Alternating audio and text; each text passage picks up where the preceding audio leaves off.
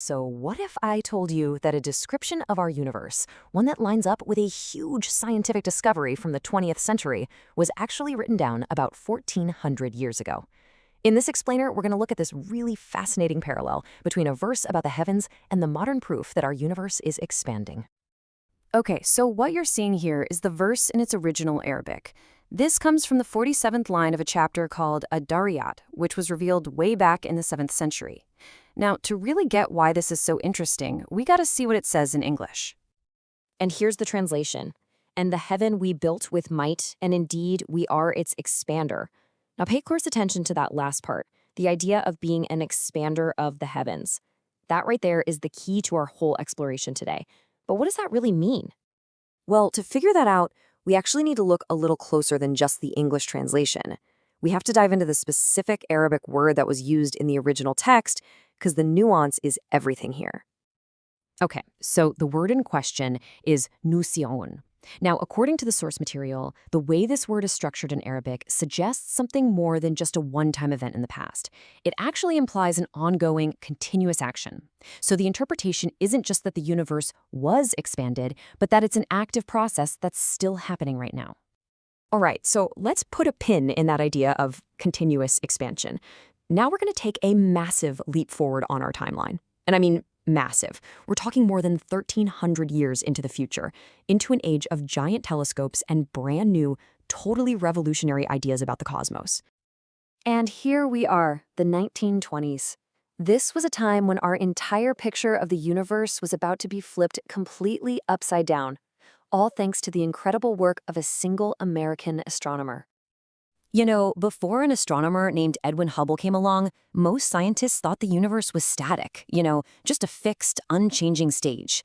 But Hubble, by looking at the light from really distant galaxies, he noticed something amazing. The light was stretched out, a phenomenon called redshift, which meant these galaxies were all flying away from us. And the crazier part, the farther away a galaxy was, the faster it was moving. His conclusion was totally inescapable. The very fabric of space itself was expanding. And look, this wasn't just some small tweak to the textbooks.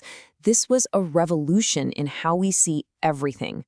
Hubble's discovery became the absolute bedrock of modern cosmology.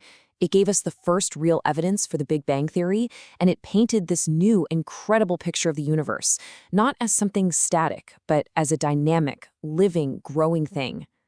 So on one hand, we have a 7th century verse that describes a continuous expansion. On the other, we have a 20th century scientific discovery that proves it. So now let's put these two ideas, separated by over 1,000 years, right next to each other and see the parallel that the source material points out. And here it is, the core comparison laid out plain and simple. On the left, you've got the 7th century verse with that keyword musi'un, implying continuous expansion.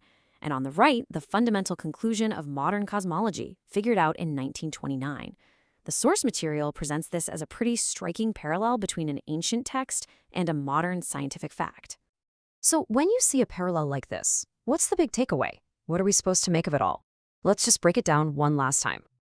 Okay, so to quickly recap our whole journey here, we kick things off with a verse from the 7th century that uses a very specific Arabic word, musi'un, which is interpreted as describing an ongoing expansion of the heavens.